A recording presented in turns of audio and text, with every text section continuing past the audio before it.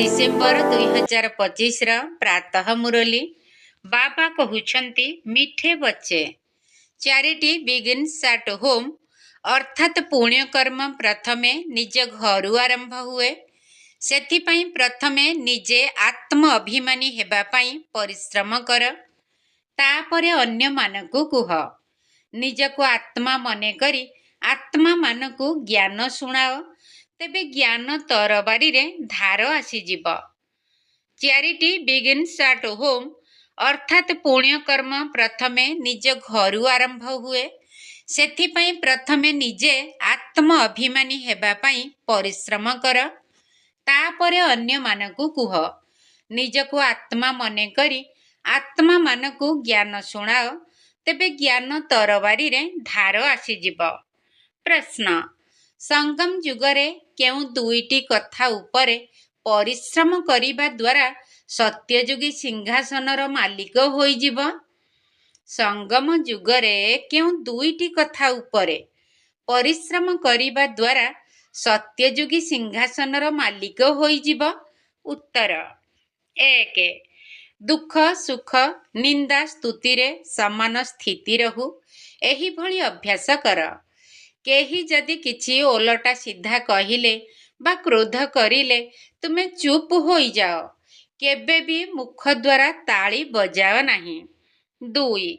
आखि को सिविल अर्थात निर्विकारी कर, विकारी दृष्टि बिल्कुल समाप्त होई जाऊ। आमे समस्ते आत्मा भाई भाई अटु, निजको आत्मा मने करी अन्य मानकु ज्ञान दियो, आत्म अभिमानी हेबार परिश्रम कर, तेबे सत्ययुगी सिंहासनर मालिक होइजिब। संपूर्ण पवित्र आत्मा माने ही सिंहासन अधिकारी हेबे। ओम शांति। आत्मिक पिता आत्मिक संतान मानक सहित कथा हेउछंती।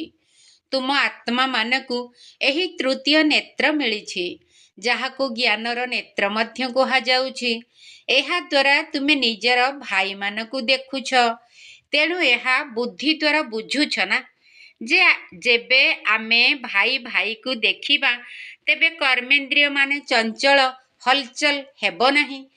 आउ एही परी अभ्यास करी करी जेउ आखि विकारी होई जाइछि ताहा निर्विकारी होई जिब।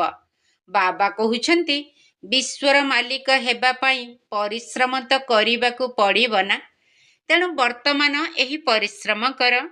परिश्रम करिबा पाई बाबा नुआ नुआ गुह्य पॉइंट्स मान शुणाउछंती ना, तेणु एबे निजकु भाई भाई बोली बुझी ज्ञान देबार अभ्यास करिबाकु हेब। पुणी जेउ गायन रहिछि जे वी आर ऑल ब्रदर्स, आमे समस्ते भाई भाई, एहा प्रकृतरे होइजिब। एबे तुमे सतरे भाई भाई अट, काहिंकि ना बाबांकु जानिछ। बाबा तुम मानक सहित सेवा करुछंती। साहस पिला मानकर, साहाଯ୍ୟ बाबांकर। तेणु बाबा आसी सेवा करिबा पाई एही साहस देउछंती। तेणु एहा सहज हेला ना, तेणु प्रतः एहाकु अभ्यास करिबाकु हेब। एथिरे अलसुआ हेबा अनुचित। एही नुआ नुआ पॉइंट्स पिला मानकु मिलुछि। पिला माने जानिछंती जे आम आत्मा भाई मानकु बाबा पढ़ाउछंती। आत्मा माने पढ़ुछंती, एहा आत्मिक ज्ञान अटे। एहाकु आध्यात्मिक ज्ञान मध्य कुहा जाउछि। केवल वर्तमान समय रे एही आत्मिक ज्ञान आत्मिक पितांक ठारु मिलुछि, काहिंकि ना बाबा संगम जुगरे ही आसुछंती। जेते बेले कि सृष्टि बदलुछि, सृष्टि बदलिबा समय रे ही एही आत्मिक ज्ञान मिलुछि। बाबा आसी एही आत्मिक ज्ञान देउछंती जे निजको आत्मा बोली भाब। आत्मा अशरीरी आसीथिला, एठारे पुणी शरीर धारण करिछि। आरंभरु वर्तमान पर्यंत आत्मा 84 जन्म नेइछि, किंतु क्रम अनुसारे जिए जेपरी आसीथिबे से सही परी ही ज्ञान जोगर मेहनत करिबे। पुणी देखिबाकु मिलुछि जे जिए जेपरी कल्प पूर्वरु परिश्रम करिथिले, पुरुषार्थ करिथिले, सेमाने एबे मध्य सही परी परिश्रम करुछंती। ନିଜ ପାଇଁ ପରିଶ୍ରମ କରିବାକୁ ହେବ। ଅନ୍ୟ କାହା ପାଇଁ ତ କରିବାକୁ ହୁଏ ନାହିଁ। ତେଣୁ ନିଜକୁ ହିଁ ଆତ୍ମା ବୋଲି ଭାବି ନିଜ ପାଇଁ ପରିଶ୍ରମ କରିବାକୁ ହେବ। ଅନ୍ୟ କିଏ କ'ଣ କରୁଛି ସେଥିରେ ଆମର କ'ଣ ଯାଉଛି? ଚ୍ୟାରିଟି ବିଗିନ୍ସ ଆଟ୍ ହୋମ୍, ଅର୍ଥାତ୍ ପ୍ରଥମେ ନିଜକୁ ପରିଶ୍ରମ କରିବାକୁ ହେବ, ପରେ ଅନ୍ୟ ଭାଇମାନଙ୍କୁ କହିବ। ଯେବେ ତୁମେ ନିଜକୁ ଆତ୍ମା ବୋଲି ଭାବି ଆତ୍ମାଙ୍କୁ ଜ୍ଞାନ ଦେବ, ତେବେ ତୁମ ଜ୍ଞାନ ତରବାରୀରେ ଧାର ରହିବ। ମେହନତ ତ ଲାଗିବ ନା, ତେଣୁ ନିଶ୍ଚୟ କିଛି ନା କିଛି ସହନ କରିବାକୁ ପଡ଼ୁଛି। ବର୍ତ୍ତମାନ ସମୟରେ ଦୁଃଖ, ସୁଖ, ମାନ, ଅପମାନ, ନିନ୍ଦା, ସ୍ତୁତି ଏସବୁ ଅଳ୍ପ ବହୁତ ସହ୍ୟ କରିବାକୁ ପଡ଼ୁଛି। ତେଣୁ ଯେତେବେଳେ କେହି ଓଲଟା ସିଧା କହୁଛି ଚୁପ୍ ହୋଇଯାଅ। କେହି ଯଦି ଚୁପ୍ ହୋଇଯାଏ ତେବେ ଅନ୍ୟ ଜଣେ କ୍ରୋଧ କରିପାରିବ ନାହିଁ। ଯଦି କେହି କଥା କହୁଛି ଏବଂ ଅନ୍ୟ ଜଣେ ମଧ୍ୟ କଥା କହିଲେ ତେବେ ମୁଖର ତାଳି ବାଜିଥାଏ। ଜଣେ ଯଦି ମୁଖର ତାଳି ବଜାଇଲା ଏବଂ ଅନ୍ୟ ଜଣେ ଶାନ୍ତ ରହିଲେ ତେବେ ସବୁ ଚୁପ୍। ବାସ୍ ଏହି କଥା ବାବା ଶିଖାଉଛନ୍ତି। ଦେଖ, କେବେ କେହି କ୍ରୋଧ କଲେ ଚୁପ୍ ହୋଇଯାଅ। ସ୍ୱତଃ ତାର କ୍ରୋଧ ଶାନ୍ତ ହୋଇଯିବ, ତାଳି ବାଜିବ ନାହିଁ। ଯଦି ତାଳି ସହିତ ତାଳି ବାଜିଲା ତେବେ ଗଡ଼ବଡ଼ ହୋଇଯିବ। ସେଥିପାଇଁ ବାବା କହୁଛନ୍ତି, ହେ ସନ୍ତାନମାନେ, କେବେ ହେଲେ ଏହି କଥାରେ ତାଳି ବଜାଅ ନାହିଁ। ନା ବିକାରର, ନା କାମର, ନା କ୍ରୋଧର ତାଳି ବଜାଅ। ପିଲାମାନଙ୍କୁ ପ୍ରତ୍ୟେକଙ୍କର କଲ୍ୟାଣ କରିବାକୁ ହେବ। ଏତେ ସବୁ ଯେଉଁ ସେଣ୍ଟର ଖୋଲା ହୋଇଛି କ'ଣ ପାଇଁ? କଳ୍ପ ପୂର୍ବରୁ ମଧ୍ୟ ଏହିପରି ସେଣ୍ଟର ସ୍ଥାପିତ ହୋଇଥିବ। ଦେବତାମାନଙ୍କର ମଧ୍ୟ ଦେବତା ବାବା ଦେଖୁଛନ୍ତି ଯେ ବହୁତ ସନ୍ତାନମାନଙ୍କର ସେଣ୍ଟର ଖୋଲିବାର ସଉକ ରହୁଛି। କହୁଛନ୍ତି, ମୁଁ ସେଣ୍ଟର ଖୋଲିବି, ଖର୍ଚ୍ଚ ମଧ୍ୟ ବହନ କରିବି। ତେଣୁ ଦିନକୁ ଦିନ ଏହିପରି ହୋଇ ଚାଲିବ। କାହିଁକି ନା ଯେତେ ବିନାଶର ଦିନ ନିକଟତର ହେବ ସେତେ ପୁଣି ଏହି ସେବାର ସଉକ ବଢ଼ି ଚାଲିବ। ଏବେ ବାପ ଦାଦା ଉଭୟ ଏକତ୍ର ଅଛନ୍ତି। ତେଣୁ ପ୍ରତ୍ୟେକଙ୍କୁ ଦେଖୁଛନ୍ତି ଯେ କ'ଣ ପୁରୁଷାର୍ଥ କରୁଛନ୍ତି, କ'ଣ ପଦ ପାଇବେ, କାହାର ପୁରୁଷାର୍ଥ ଉତ୍ତମ, କାହାର ମଧ୍ୟମ, କାହାର କନିଷ୍ଠ ଅଟେ, ତାହା ତ ଦେଖୁଛନ୍ତି। ଶିକ୍ଷକ ମଧ୍ୟ ସ୍କୁଲରେ ଦେଖିଥାନ୍ତି ଯେ ଛାତ୍ର କେଉଁ ବିଷୟରେ ଉପର ତଳ ଅଟନ୍ତି। ତେଣୁ ଏଠାରେ ମଧ୍ୟ ସେହିପରି ହେଉଛି। କେତେକ ସନ୍ତାନ ଭଲ ଭାବରେ ଧ୍ୟାନ ଦେଉଛନ୍ତି, ତେଣୁ ନିଜକୁ ଉଚ୍ଚ ବୋଲି ଭାବୁଛନ୍ତି। କୌଣସି ସମୟରେ ପୁଣି ଭୁଲ କରୁଛନ୍ତି, ବାବାଙ୍କୁ ମନେ ପକାଉନାହାନ୍ତି, ତେଣୁ ନିଜକୁ କମ୍ ବୋଲି ଭାବୁଛନ୍ତି। ଏହା ସ୍କୁଲ ଅଟେ ନା? ପିଲାମାନେ କହୁଛନ୍ତି, ବାବା, ଆମେ କେବେ କେବେ ବହୁତ ଖୁସିରେ ରହୁଛୁ, ପୁଣି କେବେ ଖୁସି କମ୍ ହୋଇଯାଉଛି। ତେଣୁ ବାବା ଏବେ ବୁଝାଉଛନ୍ତି ଯେ ଯଦି ଖୁସିରେ ରହିବାକୁ ଚାହୁଁଛ ତେବେ ମନମନା ଭବ। ନିଜକୁ ଆତ୍ମା ବୋଲି ଭାବ ଏବଂ ବାବାଙ୍କୁ ମଧ୍ୟ ମନେ ପକାଅ। ସମ୍ମୁଖରେ ପରମାତ୍ମାଙ୍କୁ ଦେଖ, ସେ ଅକାଳ ତଖତରେ ବସିଛନ୍ତି। ସେହିପରି ଭାଇମାନଙ୍କ ଆଡ଼କୁ ମଧ୍ୟ ଦେଖ। ନିଜକୁ ଆତ୍ମା ଭାବି ଭାଇମାନଙ୍କ ସହିତ କଥା ହୁଅ। ଭାଇକୁ ମୁଁ ଜ୍ଞାନ ଦେଉଛି, ଭଉଣୀ ନୁହେଁ, ଭାଇ ଭାଇ ଆତ୍ମାମାନଙ୍କୁ ଜ୍ଞାନ ଦେଉଛି। ଯଦି ଏହି ଅଭ୍ୟାସ ତୁମର ହୋଇଯିବ ତେବେ ତୁମର ଯେଉଁ ବିକାରୀ ଦୃଷ୍ଟି ରହିଛି, ଯାହା ତୁମକୁ ଧୋକା ଦେଉଛି, ତାହା ଧୀରେ ଧୀରେ ବନ୍ଦ ହୋଇଯିବ। ଆତ୍ମା ମଧ୍ୟରେ କୁଦୃଷ୍ଟି ରହିପାରିବ ନାହିଁ। ଦେହ ଅଭିମାନ ଆସିଲେ ତଳକୁ ଖସି ଯାଉଛନ୍ତି। ଅନେକ କହୁଛନ୍ତି, ବାବା, ମୋର ଦୃଷ୍ଟି ବିକାରୀ ହୋଇଯାଇଛି। ଆଚ୍ଛା, ବିକାରୀ ଦୃଷ୍ଟିକୁ ଏବେ ନିର୍ବିକାରୀ ଦୃଷ୍ଟି କର। ବାବା ଆତ୍ମାକୁ ତୃତୀୟ ନେତ୍ର ଦେଇଛନ୍ତି। ତୃତୀୟ ନେତ୍ର ଦ୍ୱାରା ଦେଖିଲେ ତୁମର ଦେହକୁ ଦେଖିବାର ଅଭ୍ୟାସ ତୁଟିଯିବ। ବାବା ପିଲାମାନଙ୍କୁ ନିର୍ଦ୍ଦେଶ ତ ଦେଉଛନ୍ତି, ଏହା ବ୍ରହ୍ମାଙ୍କୁ ମଧ୍ୟ ସେହିପରି କହୁଛନ୍ତି। ଏହି ବାବା ମଧ୍ୟ ଦେହ ମଧ୍ୟରେ ଆତ୍ମାକୁ ଦେଖୁଛନ୍ତି। ତେଣୁ ଏହାକୁ ହିଁ ରୁହାନୀ ଜ୍ଞାନ ବୋଲି କୁହାଯାଉଛି। ଦେଖ, ପଦ କେତେ ଉଚ୍ଚ ପାଉଛ, ଏହା ବହୁତ ଉଚ୍ଚ ପଦ ଅଟେ। ତେଣୁ ସେହିପରି ପୁରୁଷାର୍ଥ ମଧ୍ୟ କରିବା ଉଚିତ। ବାବା ମଧ୍ୟ ବୁଝୁଛନ୍ତି ଯେ କଳ୍ପ ପୂର୍ବ ଭଳି ସମସ୍ତଙ୍କର ପୁରୁଷାର୍ଥ ଚାଲିବ। କେହି ରାଜାରାଣୀ ହେବେ, କେହି ପ୍ରଜା ହୋଇଯିବେ।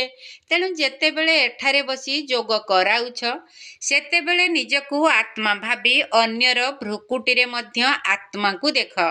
ତେବେ ତାଙ୍କର ଭଲ ସେବା ହେବ। ଯେଉଁମାନେ ଦେହୀ ଅଭିମାନୀ ହୋଇ ବସନ୍ତି, ସେମାନେ ଆତ୍ମାକୁ ହିଁ ଦେଖିଥାନ୍ତି।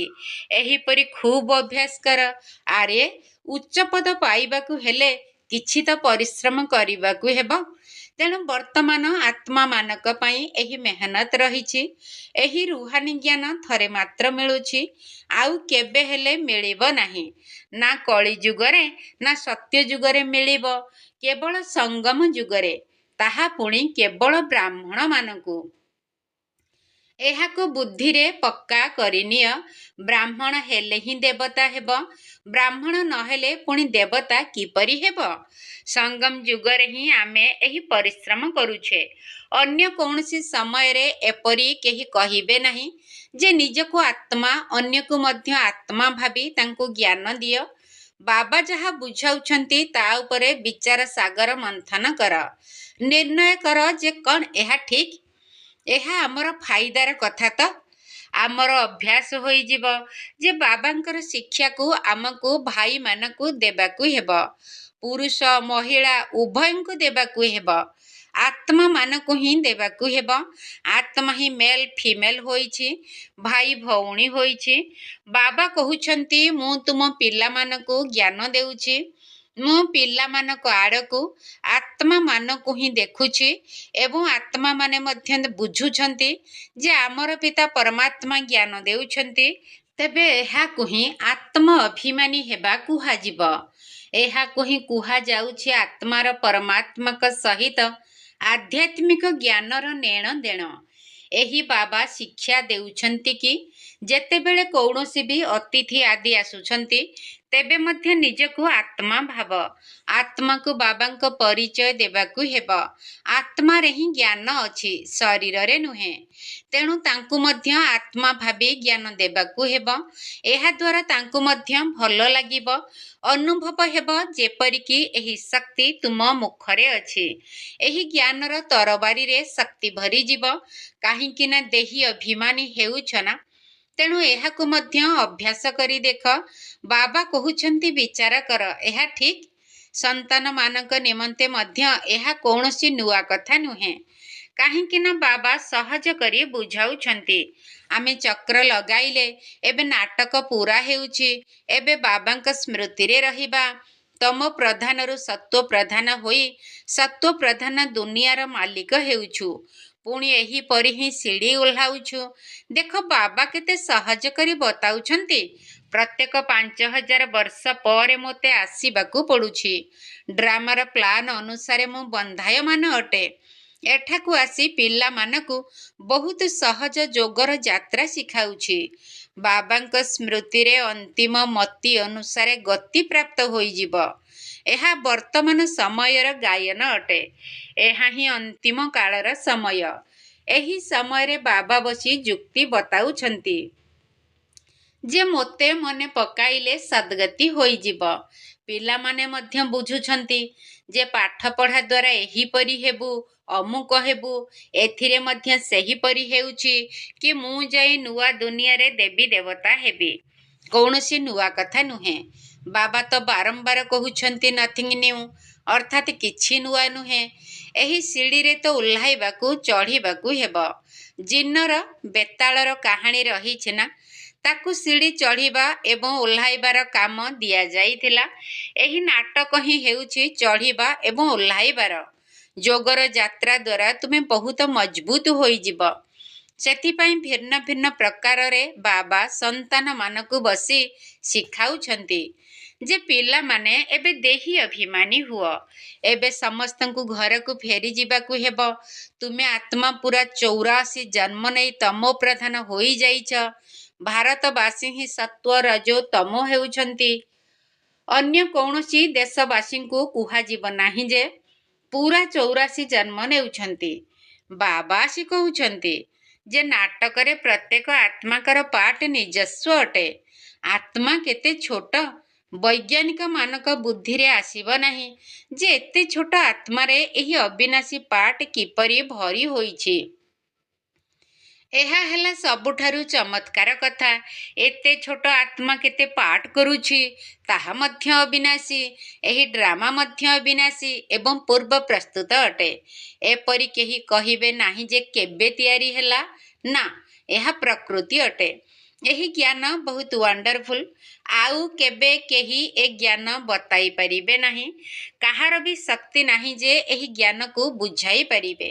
ତେଣୁ ବାବା ପିଲାମାନଙ୍କୁ ଦିନ ପ୍ରତିଦିନ ବୁଝାଇ ଚାଲିଛନ୍ତି, ଏବେ ଏହି ଅଭ୍ୟାସ କର ଯେ ମୁଁ ଆତ୍ମା। ନିଜ ସମାନ କରିବା ପାଇଁ ଆତ୍ମା ଭାଇକୁ ଜ୍ଞାନ ଦେଉଛି। ବାବାଙ୍କ ଠାରୁ ସମ୍ପତ୍ତି ନେବା ପାଇଁ ସମସ୍ତ ଆତ୍ମାଙ୍କର ହକ୍ ରହିଛି। ବାବା ଆସୁଛନ୍ତି ସବୁ ଆତ୍ମାକୁ ନିଜ ନିଜର ଶାନ୍ତି ଅଥବା ସୁଖର ସମ୍ପତ୍ତି ଦେବା ପାଇଁ। ଆମେ ରାଜଧାନୀରେ ଥିବା ସମୟରେ ବାକି ସମସ୍ତେ ଶାନ୍ତି ଧାମରେ ଥିବେ। ପଛରେ ଜୟ ଜୟକାର ହେବ। ଏଠାରେ ସୁଖ ହିଁ ସୁଖ ରହିବ। ସେଥିପାଇଁ ବାବା କହୁଛନ୍ତି ପବିତ୍ର ହେବାକୁ ପଡ଼ିବ।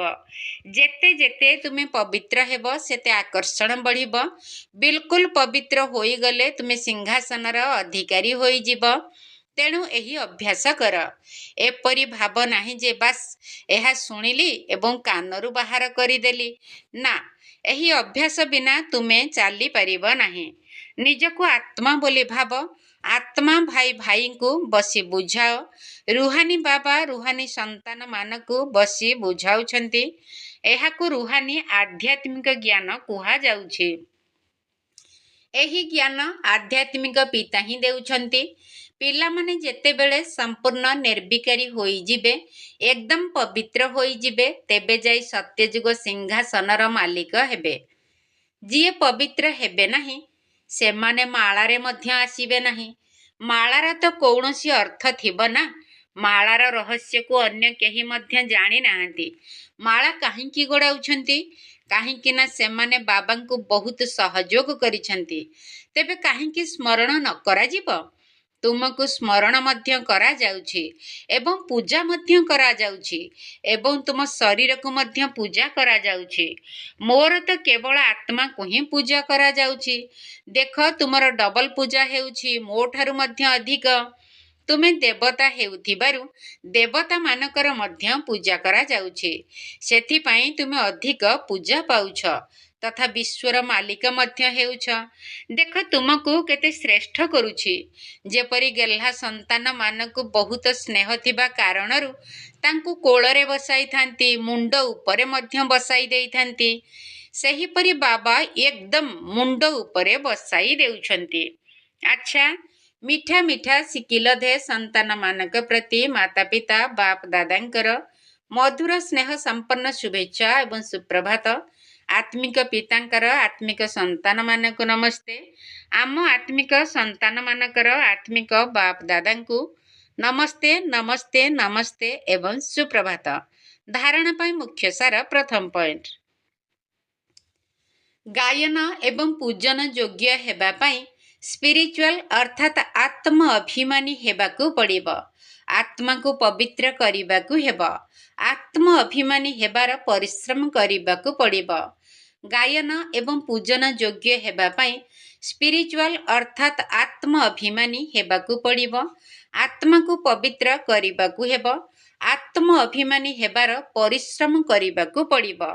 ଦ୍ୱିତୀୟ ପଏଣ୍ଟ, ମନମନା ଭାବର ଅଭ୍ୟାସ ଦ୍ୱାରା ଅପାର ଖୁସିରେ ରହିବାକୁ ହେବ।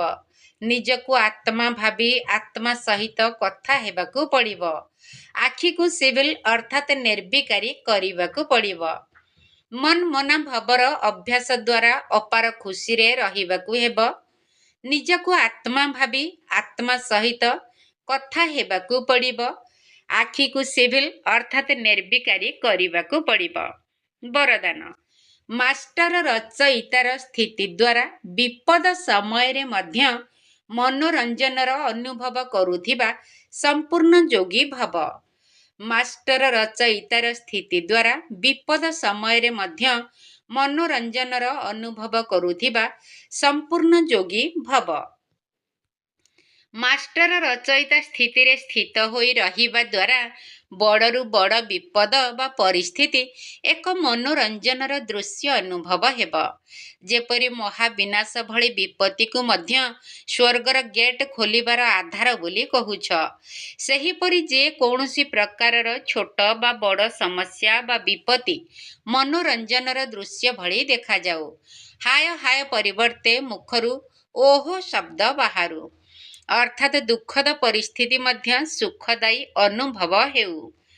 ତେବେ ଦୁଃଖ ଏବଂ ସୁଖର ଜ୍ଞାନ ଥିଲେ ମଧ୍ୟ ତାର ପ୍ରଭାବରେ ଆସୁନଥିବ। ଦୁଃଖକୁ ମଧ୍ୟ ସୁଖର ଦିନ ଆସିବାର ଆଧାର ମନେ କରୁଥିବ, ତେବେ କୁହାଯିବ ସମ୍ପୂର୍ଣ୍ଣ ଯୋଗୀ। ସ୍ଲୋଗାନ: ହୃଦୟ ସିଂହାସନକୁ ଛାଡ଼ି ସାଧାରଣ ସଂକଳ୍ପ କରିବା ଅର୍ଥ ଧରଣୀ ଉପରେ ପାଦ ରଖିବା। ହୃଦୟ ସିଂହାସନକୁ ଛାଡ଼ି ସାଧାରଣ ସଂକଳ୍ପ କରିବା ଅର୍ଥ ଧରଣୀ ଉପରେ ପାଦ ରଖିବା। ଅବ୍ୟକ୍ତ ଇଶାରା। ଏବେ ସମ୍ପନ୍ନ ବା କର୍ମାତୀତ ହେବାର ତୀବ୍ର ଇଚ୍ଛା ପ୍ରକଟ କର। କର୍ମ କରିବା ସମୟରେ ଶରୀରରେ ମଧ୍ୟ ହାଲୁକା ପଣିଆ, ମନର ସ୍ଥିତିରେ ମଧ୍ୟ ହାଲୁକା ପଣିଆର ଅନୁଭବ ହେଉ। କର୍ମର ଫଳାଫଳ ମନକୁ ଆକର୍ଷିତ ନ କରୁ। କାର୍ଯ୍ୟ ଯେତେ ଯେତେ ବଢ଼ି ଚାଲିଥିବ, ହାଲୁକା ପଣିଆ ମଧ୍ୟ ସେତିକି ବଢ଼ି ଚାଲିଥିବ। କର୍ମ ନିଜ ଆଡ଼କୁ ଆକର୍ଷିତ ନ କରୁ, ବରଂ ନିର୍ଦ୍ଦେଶକର୍ତ୍ତା ମାଲିକ ହୋଇ କର୍ମ କରାଉଛନ୍ତି ଏବଂ କରିବା ବାଲା କର୍ମେନ୍ଦ୍ରିୟ ଗୁଡ଼ିକ ନିମିତ୍ତ ହୋଇ କର୍ମ କରୁଛନ୍ତି। ଯଦି ଏହି ଅଭ୍ୟାସକୁ ବଢ଼ାଇ ଚାଲିବ, ତେବେ ସମ୍ପନ୍ନ ତଥା କର୍ମାତୀତ ସହଜରେ ହୋଇଯିବ। ଓମ୍ ଶାନ୍ତି।